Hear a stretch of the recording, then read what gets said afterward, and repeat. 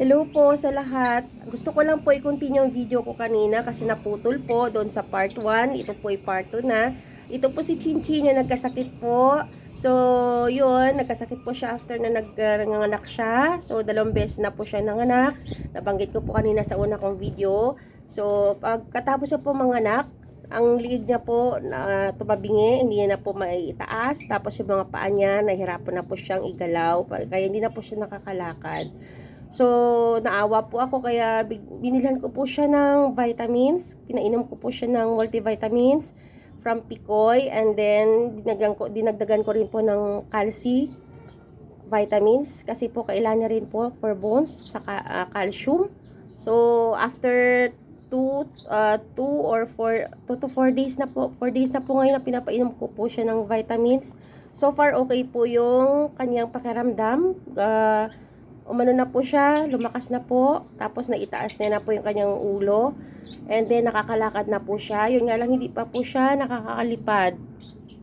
Yan, andito na po siya kasi hiniwalay ko po yan ng nakaraang linggo, hindi ko na po siya pinatabi dito sa kanyang asawa. So ngayon, so far, binalik ko po siya nga dito ngayon, okay na po yung pakiramdam niya, malakas na rin po siya. So ito po yung mga vitamins na binili ko.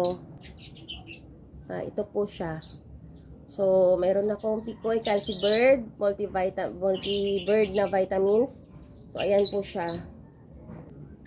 Ngayon, okay naman po ang pakiramdam nila. So, sana, yung multivitamins po, pinainom ko rin po sa ibang mga birds ko. Ayan po sila lahat. Ayan. So, sa unang video ko kanina, may dala na pong anak si Chinchan. Ito po, ito yung anak niya yan, at saka yung ito. Yan, itong dalawang may color, ampon po namin yan. Nahuli lang po namin. So, si Chinchan po, ampon din po namin yon. Nahuli rin po namin, pumunta lang sa bahay. Nagkaanak po siya, ito na po yung anak niya. Yan, at saka yung iyon. Yan, magkaparehas po ng color. Yan. Magaling na po siya. Sana po tuloy-tuloy niya yung paggaling niya. Yan, ay Chinchan, okay ka na ba? Pagaling ka ha? Love, love, love ni mami ha? O, Choy Choy, wag mo kagatin si Chinchan. Okay, ito lang po yung update ko sa ngayon. Ayan na po siya, oh, yan. Yan na po si Chinchan. Kaya niya na po itaas yung ulo niya, hindi na po tabingi yung ulo niya ngayon. Yan, ayan na po siya, oh.